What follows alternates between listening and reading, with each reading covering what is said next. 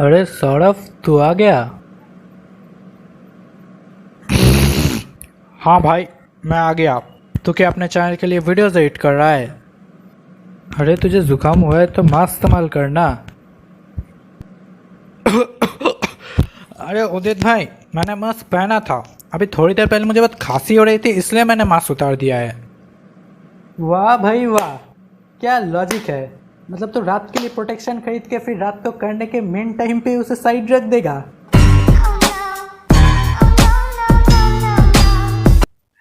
तो उस घटना के बाद मेरी भयंकर तरीके से सुटाई हो गई थी, इसलिए मैंने सोचा चलो लोगों को एजुकेट करने के लिए एक इन्फॉर्मेशनल वीडियो ही बना लेते हैं।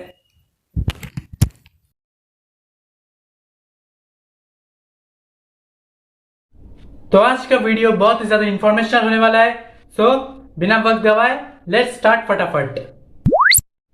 कोविड-19 के मोस्ट कॉमन सिम्टम्स है फीवर, टायर्डनेस और बॉडी पेन या ड्राई कफ। और जो लेस कॉमन सिम्टम्स है वो है डायरिया, लॉस ऑफ टेस्ट या फिर लॉस ऑफ स्मेल। हमारा टेस्ट या स्मेल करने की जो ताकत है वो चली जाती है, या सोर थ्रोट। आइसोलेशन, अगर आपको लगे कि आपको कोविड-19 हुआ है तो अपने आसपास के लोगों को सबसे सुरक्षित रखने का तरीका है isolation. This is the best way to protect your loved ones. ये कोविड-19 एक बहुत ही कॉन्टेजियस डिजीज है, इसलिए खुद को आइसोलेट कर लेना ही सबसे बेस्ट स्ट्रेटेजी होगा उस डिजीज को फैलने से रोकने के लिए। तो अगर आपको लगे कि आप में कोविड-19 से रिलेटेड कोई भी सिम्टम्स दिख रहे हैं तब घर में ही खुद को आइसोलेट कर लीजिए। एक पल्स ऑक्सीमीटर ले आइए और अपना ऑक्सीजन लेवल रोज चेक कीजिए। अभी मार्केट में बहुत सारे फेक ऑक्सीमीटर्स भी चल रहे हैं जो कि गलत रीडिंग्स दे रहे हैं, इसलिए जब भी आप ऑक्सीमीटर ले एक ट्रस्टेड और ऑफिशियल सोर्स से ही ऑक्सीमीटर लीजिए। ऑक्सीमीटर से ऑक्सीजन लेवल चेक करने का सही तरीका, किसी भी एक बिस्तर या फिर चेयर पर बैठ जाइए। अब अपना ऑक्सीमीटर लीजिए, फिर अपना इंडेक्स फिंगर या फिर अपना मिडिल फिंगर, इन दोनों में से एक ऑक्सीमीटर के अंदर रखिए और 45 सेकंड्स तक वेट कीजिए। 45 सेकंड पर जो रीडिंग मिलेगा आपको वही आपका ऑक्सीमीटर का रीडिंग होगा, एक्चुअल ऑक्सीमीटर रीडिंग ना। अब पता कैसे करें कि ऑक्सीमीटर का जो ऑक्सीजन लेवल दिख रहा है वो आपका बॉडी ऑक्सीजनेटेड है या फिर नहीं है। तो अगर ऑक्सीमीटर का रीडिंग 92 से कम है इसका मतलब आपको ऑक्सीजनेशन की जरूरत है, और अगर आपका ऑक्सीजन लेवल 95 से ऊपर है इसका मतलब योर बॉडी इज ऑक्सीजनेटेड। तो अगर आपका ऑक्सीजन लेवल 95 या 94 से कम है, से अराउंड 92 या फिर 91 है, तब उस केस में आप क्या कर सकते हैं? उस केस में आप बिस्तर पर लेट जाइए। इससे आपके शरीर में ऑक्सीजन सर्कुलेशन ज़्यादा इंप्रूव होगी और बेहतर तरीके से ऑक्सीजन आपके पूरे बॉडी में, बॉडी सेल्स में सर्कुलेट कर पाएगी। 30 मिनट से 2 घंटे तक अपने पेट के बल सोए रहिए।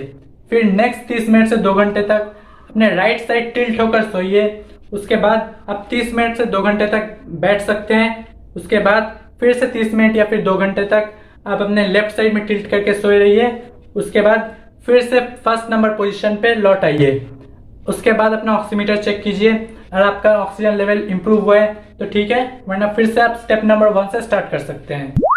टेम्परेचर चेक करना एक बहुत ही इंपॉर्टेंट थिंग है कोविड-19 पेशेंट्स के लिए।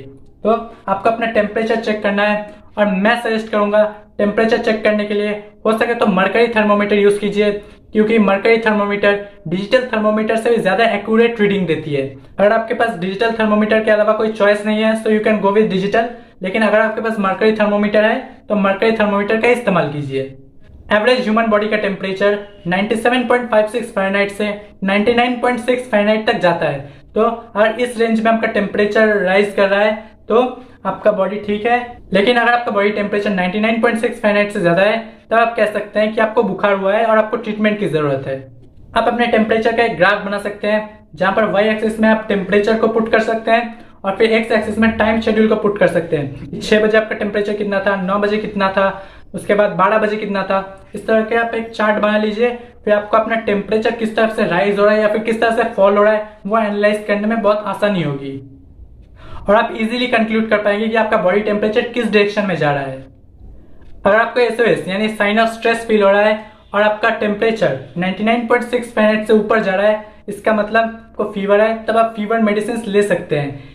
फीवर मेडिसिन जैसे कि पैरासीटामोल, कैलपॉल और क्रोसिन, आप इस तरह के मेडिसिन ले सकते हैं, लेकिन 2 डोज के बीच में मिनिमम 4 घंटे का गैप होना चाहिए। अगर आपने एक पैरासीटामोल लिया, उसके 4 घंटे में आप कोई और फीवर मेडिसिन एंटीबायोटिक्स नहीं ले सकते। तो आपको कुछ अनयूजुअल सिम्टम्स दिख रहे हैं तो आपको कैसे पता चलेगा कि वो कोविड के हैं, फ्लू के हैं या फिर नॉर्मल कोल्ड के हैं? तो कोविड-19, फ्लू और नॉर्मल कोल्ड के जो सिम्टम्स में जो मेजर डिफरेंसेस है वो हमने एक नोट किया हुआ है और वो हम एक चार्ट के फॉर्म में आपको दिखा रहे हैं। आप इसका स्क्रीनशॉट ले सकते हैं।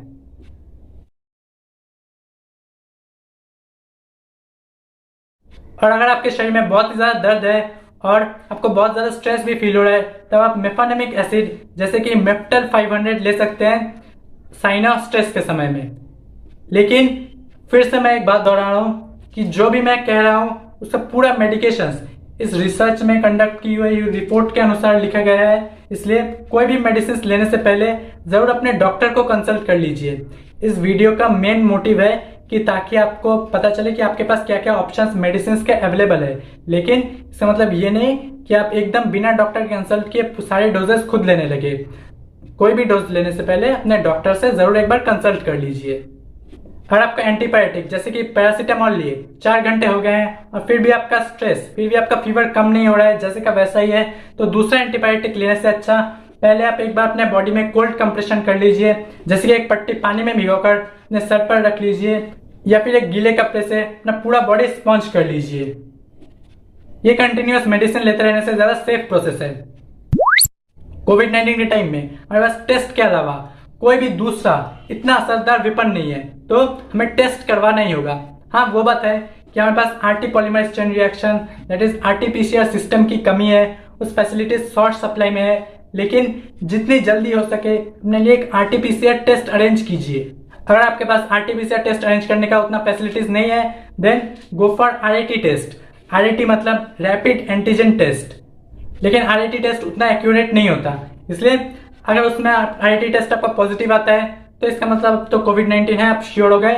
लेकिन अगर आपका आरआईटी टेस्ट नेगेटिव आता है तब फिर आपको एक आरटीपीसीआर टेस्ट करना होगा to confirm that you have कोविड-19 और नॉट, क्योंकि आरआईटी टेस्ट बहुत ही आसानी से कोविड-19 को कैच नहीं कर पाता है। इसलिए आरआईटी टेस्ट अगर नेगेटिव दिखाए देन आपको आरटीपीसीआर टेस्ट करवाना चाहिए। और अगर आपका आरटीपीसीआर टेस्ट भी आपका नेगेटिव है लेकिन आपके जो सिम्टम्स है वो और बढ़ते जा रहे हैं, वो कम नहीं हो रहा है, then you have to go for a CT scan. तो आपको सिटी स्कैन करवाना होगा। कोविड-19 चेक करने का आखिरी विकल्प है सिटी स्कैन। सिटी स्कैन पर तभी चाहिए जब आपके पास आरआईटी टेस्ट और आरटीपीसीआर टेस्ट आपका काम नहीं कर रहा है, तभी सिटी स्कैन जाइए, वरना पहले आपको आरटीपीसीआर टेस्ट करना है, उसके बाद आपको सिटी स्कैन जाना है। अगर आपका आरटीपीसीआर टेस्ट में पॉजिटिव आ जाए तब आपको सिटी स्कैन करने की कोई जरूरत नहीं है। अगर आपने आपका सैंपल टेस्टिंग के लिए भेजा है लेकिन टेस्ट का रिपोर्ट आने में टाइम लग रहा है और फिर एक इमरजेंसी सिचुएशन है, तो वैसे सिचुएशन में आप इन मेडिसिन को ट्राई कर सकते हैं, लेकिन फिर भी मैं कहूंगा कि एक बार अपने डॉक्टर से कंसल्ट कर लीजिए। तो इमरजेंसी सिचुएशन में आप किन मेडिसिन को ट्राई कर सकते हैं, जरा उनको देख लेते हैं। आप जिन दवाइयों से स्टार्ट कर सकते हैं उनमें से कुछ है जिंक कोविड, वो आप 12 घंटे के अंतर में 10 दिन तक ले सकते हैं। उसके साथ मल्टीविटामिन और मल्टीमिनरल सपोर्ट। आप उसके साथ साथ लिम्सी के च्यूएबल विटामिन सी टैबलेट्स ले सकते हैं, वो दिन में आप 3 बार ले सकते हैं 10 दिन तक। फिर आपको दिन में 2 से 3 बार कैम्फोर के साथ स्टीम लेनी है। स्टीम लेने से आपका नसल पैसेज क्लियर हो जाता है, इसलिए अगर आपको कॉमन कोल्ड भी हुआ है उस हालत में भी आपको स्टीम लेने से आपको बहुत हद तक राहत मिलेगी। स्टीम के साथ साथ आप गार्गल कीजिए। और तीसरा मेडिसिन जो आप ले सकते हैं वो है बीटाडीन। बीटाडीन का 1 डोज आप 12 घंटे के अंतर में ले सकते हैं और जितना हो सके उतना लिक्विड्स पीजिए, जैसे कि लेमन जूस, हल्दी मिल्क, अनार जूस, मौसमी जूस, पानी, सूप, पानी में मेथी के बीज भिगोकर भी आप पी सकते हैं। उसके साथ आप काढ़ा पी सकते हैं, नारियल पानी पी सकते हैं। जितना हो सके उतना लिक्विड पीने की कोशिश कीजिए और एक न्यूट्रिशियस डाइट फॉलो कीजिए, जैसे कि सब्जी, फल, अश्वगंधा, आंवला, च्यवनप्राश, दाल, पनीर, सोया, दूध, नट्स। आप इस तरह के न्यूट्रिशियस चीजें खा सकते हैं। हालांकि इस पर कोई स्टडी या फिर रिसर्च नहीं हुआ है कि न्यूट्रिशियस डाइट से आपका कोविड-19 ठीक हो सकता है, लेकिन ये पर्सनल एक्सपीरियंस है। ये न्यूट्रिशियस डाइट फॉलो करने से बहुत लोगों को बहुत आराम मिला है, और क्योंकि न्यूट्रिशियस डाइट फॉलो करने से कोई साइड इफेक्ट्स नहीं है और ये जनरल इम्यूनिटी को बूस्ट कर सकता है, तो you can go for A nutritious diet. और इन सब के साथ आपको प्राणायाम और ब्रीथिंग एक्सरसाइज भी करनी चाहिए। तो क्योंकि वीडियो बहुत लंबा हो रहा है तो हम जल्दी से उन सारे मेडिसिन को देख लेते हैं जो आप ले सकते हैं अगर आपको कोविड टेस्ट पॉजिटिव आता है तो। लेकिन फिर भी मैं 1000 बार बोलूंगा कि इन मेडिसिन को डॉक्टर से कंसल्ट किए बिना मत लीजिए। जितने भी मेडिसिन दिखाए गए हैं वो आपके नॉलेज के लिए है, लेकिन फिर भी एक बार डॉक्टर से कंसल्ट कर लीजिए। एंटीबायोटिक में आप एजिथ्रोमाइसिन और फिर डॉक्सीसाइक्लिन ले सकते हैं। हालांकि कोविड-19 में वायरल इन्फेक्शन है, इसलिए बैक्टीरिया का कोई रोल नहीं है, लेकिन फिर भी अगर दूसरा कोई बैक्टीरिया सुपर इन्फेक्शन ना हो जाए इसलिए एंटीबायोटिक सजेस्ट किया जाता है। फिर आप एंटीवायरल में फ्लेविपिराविर ले सकते हैं, आप आइवरमेक्टिन ले सकते हैं। अगर आपको कफ भी हो रहा है तो वैसे सिचुएशन में कफ सिरप जैसे कि बेंड्रिल काम आ सकती है। और अगर आप हार्ट के पेशेंट है तो हमें पता है कि कोविड-19 का ब्लड आर्टरीज में कोआगुलेशन रोक लेने का भी एक पॉसिबिलिटीज होता है, तो इसलिए क्योंकि कोविड-19 और कोआगुलेशन का एक डायरेक्ट कनेक्शन है इसलिए आप एस्पिरिन ले सकते हैं, लेकिन this is only for heart patients. और एंटीकोगुलेंट्स आप डॉक्टर से कंसल्ट किए बिना नहीं ले सकते। अब कोविड-19 पेशेंट्स और स्टेरॉइड्स को लेकर भी बहुत सारे क्यूरियस क्वेश्चंस अराइज होते हैं, तो आइए हम जल्दी से देख लेते हैं कि स्टेरॉइड्स को लेकर क्या क्या डाउट्स है और क्या क्या उनके आंसर्स है।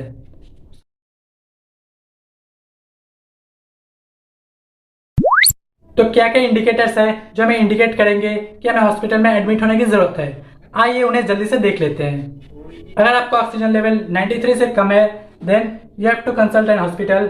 और आपका एंटीबायोटिक जैसे पैरासीटामोल और स्टेरॉइड्स लेने के बाद भी आपका फीवर कम नहीं हो रहा है then you need to consult an hospital. अगर आप में कोमॉर्बिडिटीज का सिम्टम्स दिख रहा है then also you need to check an hospital. अगर आपका सीटी स्कैन और दूसरे लैब रिपोर्ट्स भी इंप्रूव नहीं हो रहे हैं और वैसे की वैसे ही रह रहे हैं then also you need to check an hospital. और अगर आपको सांस लेने में बहुत दिक्कत हो रही है, ब्रेथलेसनेस फील हो रही है, तब भी you need to check an hospital. ये कोविड-19 के सीवियर इंडिकेटर्स है जिनको अटेंशन देने की जरूरत है। तो एकदम लास्ट में अब हम देखने वाले हैं कि सीरियस कोविड-19 केसेस में क्या क्या मेडिसिन है जो उनको केटर किया जाता है, तो जल्दी से उनको देख लेते हैं। हाईली सीरियस कोविड-19 केसेस में जो जो ड्रग्स दिए जाते हैं उनमें से प्राइमरी कुछ ड्रग्स है remdesivir, IV steroids, broad spectrum antibiotics, tocilizumab, plasma therapy. हालांकि रेमडेसिविर का इफेक्टिवली काम करने का कोई सॉलिड प्रूफ नहीं है, लेकिन बहुत सारे हॉस्पिटल्स में देखा गया है कि रेमडेसिविर कोविड-19 केसेस में इफेक्टिव है। और ओरल स्टेरॉइड्स भी काम ना करे तो आईवी स्टेरॉइड्स बहुत ही एक अच्छा ड्रग है। जब बहुत केसेस में देखा गया है कि आईवी स्टेरॉइड्स देने से बहुत जल्दी कोविड-19 पेशेंट्स रिकवर कर जाते हैं। एंटीबायोटिक का कोई डायरेक्ट रोल नहीं है कोविड-19 केस में, क्योंकि कोविड-19 एक वायरल इन्फेक्शन है, फिर भी ताकि दूसरे बैक्टीरिया ग्रो ना करे इसलिए बहुत सारे ब्रॉड स्पेक्ट्रम एंटीबायोटिक फॉस्टर किए जाते हैं। जैसे हॉस्पिटल में जाने के बाद ज्यादातर मोनोसेफ स्टार्ट कर दिया जाता है हॉस्पिटल के इन्वायरमेंट में। टोकिलिजुमाब एक वंडर ड्रग है। ये देखा गया है कि बहुत ही ज्यादा सीरियस से सीरियस केस में भी ये ड्रग देने से बहुत जल्दी पेशेंट रिकवर कर जाता है, इसलिए बहुत लोग इसको वंडर ड्रग मानते हैं इस पेंडेमिक के टाइम में। यह एक्ट मेरा जैसे नाम से आता है और ये बहुत सारे केसेस में साइटोकाइनिन स्टॉर्म को भी प्रिवेंट करता है। ये एक IL-6 इनहिबिटर की तरह काम करता है। और कोविड-19 ट्रीटमेंट का एकदम लास्ट स्टेज है प्लाज्मा थेरेपी, लेकिन फिर भी इसमें भी बहुत सारे ऐसे घपले हैं कि ये सही में काम करता है या नहीं, इसका कोई गारंटी नहीं है। लेकिन ये इसका स्टडीली कोई गारंटी नहीं होने से भी ये देखा गया है कि बहुत सारे एक्सपेरिमेंट से प्लाज्मा थेरेपी एक्चुअली बहुत सारे पेशेंट्स को ठीक कर रही है। और क्योंकि कोरोना एक नया डिजीज है इसलिए हमें कोई भी चांस छोड़ना नहीं चाहिए। हमें वो सारे पॉसिबल मेथड्स को ट्राई करना चाहिए जो कि किए जा सकते हैं और हमें लाइफ को बचाने की कोशिश करनी चाहिए। और अगर आपको कोविड-19 नहीं हुआ है देन यू आर लकी। अपने हाथों को सैनिटाइज करते रहिए, मास्क पहने रहिए और रूल्स को फॉलो कीजिए, क्योंकि अगर हम सब मिलकर काम करेंगे तभी हम कोविड के एक पॉसिबल थर्ड वेव को रोक पाएंगे। इसलिए किसी एक डिपार्टमेंट को पूरा जिम्मेदारी दे देना, उसको ब्लेम करने की उसकी वजह से हुआ है, उससे बेहतर है कि हम खुद एक रिस्पॉन्सिबल सिटीजन बने और अपने अपने रिस्पॉन्सिबिलिटीज को जो हम कर सकते हैं उन सारी रिस्पॉन्सिबिलिटीज को फुलफिल करें। तो इसी के साथ हम आज का वीडियो खत्म करते हैं। पॉजिटिव वीडियोस, ऐसे एजुकेशनल वीडियोस सबके साथ शेयर कीजिए ताकि हम कोविड-19 के अवेयरनेस को स्प्रेड कर पाए और हम सब मिलके इस कोविड-19 पैंडेमिक से बाहर निकल पाए। तो जानकार बनिए, घर पर रहिए और अवेयरनेस स्प्रेड कीजिए।